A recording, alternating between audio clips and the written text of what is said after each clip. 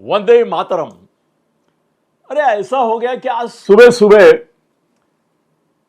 हमारे मुद्दा भारत का चैनल के चीफ परम मित्र श्री श्याम गिरी, इनका फोन आ गया। बोले अनिल जी बधाई हो बधाई हो, सब जगह से लोग मेरा अभिनंदन कर रहे। बोले आपके वीडियो में, मुद्दा भारत के वीडियो में अनिल थत्ते साहब ने जबरदस्त ताकत से और जोर देकर कहा था कि भी किसी भी हालत में देवेंद्र फडणवीस, ये जो दो जीआर है हिंदी के संदर्भ में, वो ऐसे वक्त पर पीछे लेने वाले हैं कि ना मोर्चे की जरूरत रहेगी, ना विधानसभा अधिवेशन में इसकी गूंज उठेगी। बोले क्या चमत्कार है, देखो कहां तक अनिल जी के सोर्सेस पहुंचे हैं कि जब सब लोग अभी आज हल्ला गुल्ला होगा, ये होगा वो होगा, ऐसी न्यूज दे रहे थे, तब आपकी और अनिल जी की और मुद्दा भारत की न्यूज ही फाइनली डिक्लेयर होगी। दोनों जीआर देवेंद्र जी ने कैंसिल कर दिए, रद्द कर दिए। और अभी जो समिति उन्होंने अपॉइंट की है उसका कोई मतलब ही नहीं है, बहाना है। उनको टाइम 3 महीने का दिया है, वो एक्सटेंड करते करते करते करते करते साल 2 साल भी नहीं कर सकते हैं ना। वो क्या है ना, आज सरकार को वो रद्द करने का निर्णय जो उन्होंने पहले से लेके रखा था, इनको मुंह के बल गिराने के लिए पहले से लेके रखा था।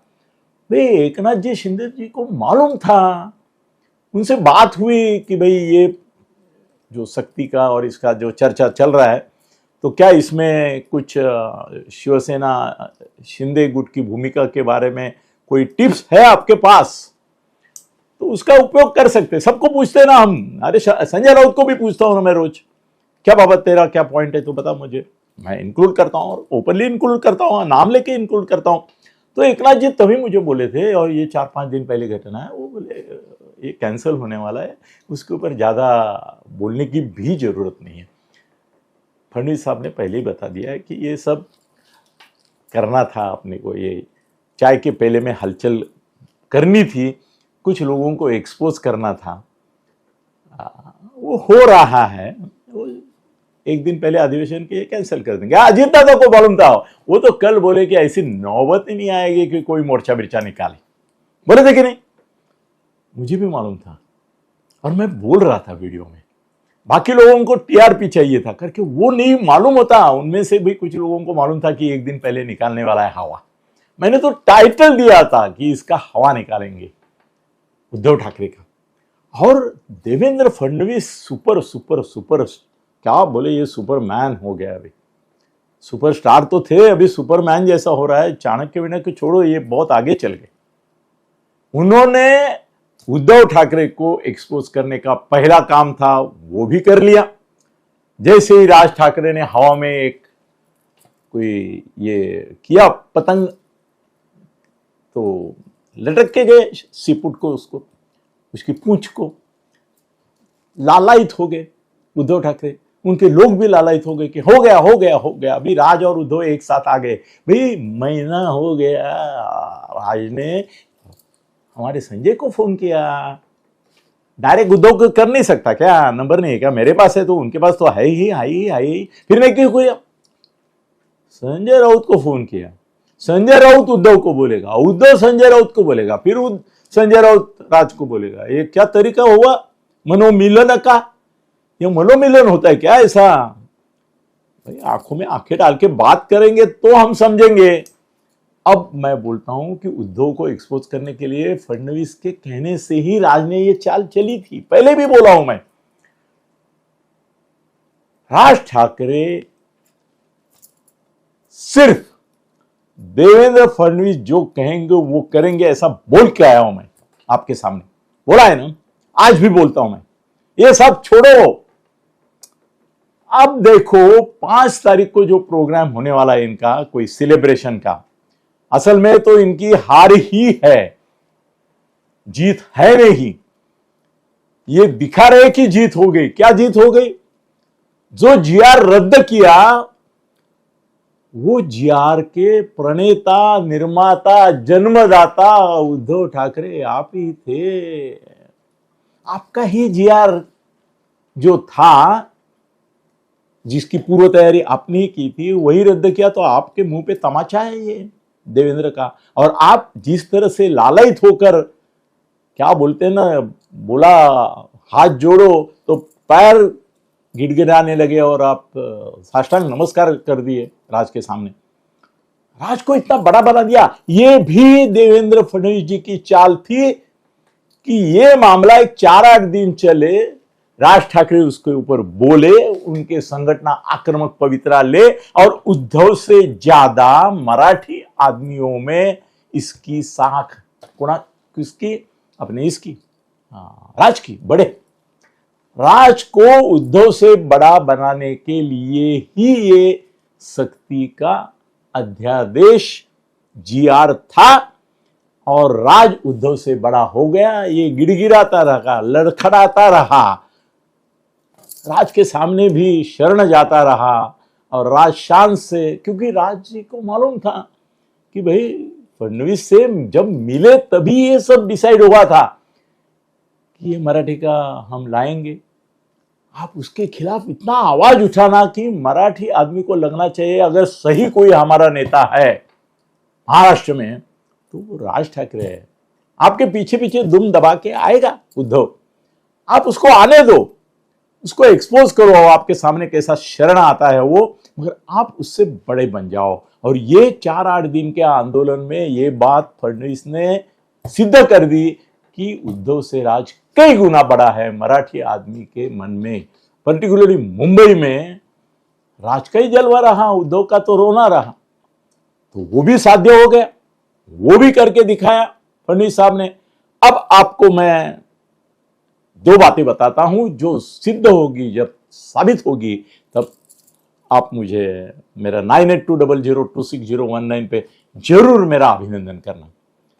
पहली बात, राज और उद्धव ये मराठी के मुद्दे पर राज को जो गाइडेंस किया गया था देवेंद्र जी फडणवीस के आदेश, संदेश, उपदेश से, उसी तरह से पेश आए। उनका महत्व, अरे आर पाटिल जब थे गृह मंत्री तो मैंने पूछा था, ये उसी बात है 2009 की बात है, वो गृह मंत्री थे। मैंने बोला आप राज ठाकरे के ऊपर इतना अन्याय कर रहे, क्या केसेस कर रहे, ये कर रहे। बोले अनिल जी, शरद पवार जी ने बोला है कि राज ठाकरे को अगर बड़ा बनाना है, उसका चैलेंज शिवसेना, तब तो बाला साहब भी थे, उनके सामने खड़ा करना है तो राज के ऊपर अन्याय होता हुआ सरकार की ओर से दिखना चाहिए। सरकार का खरा विरोधी अगर कोई है तो राज ठाकरे है। तो बोले हम केसेस कर रहे हैं, मगर आगे कोर्ट में कहां कार्रवाई कर रहे हैं। न्यूज आ रही है आपकी, वो भी आंदोलन कर रहे हैं, वो आंदोलन के पीछे भी हम लोग कुछ करते हैं कार्रवाई। उसका बड़ा बनाने का काम कभी कभी अन्याय, अत्याचार का दिखावा करके करना पड़ता है। हम कोई उनको तकलीफ नहीं दी है, अंदर से हम मिले हुए। आज भी राज ठाकरे और देवेंद्र फडणवीस ये एक ही मिशन पे है, वो मिशन है शिवसेना उभाठा खत्म करने का।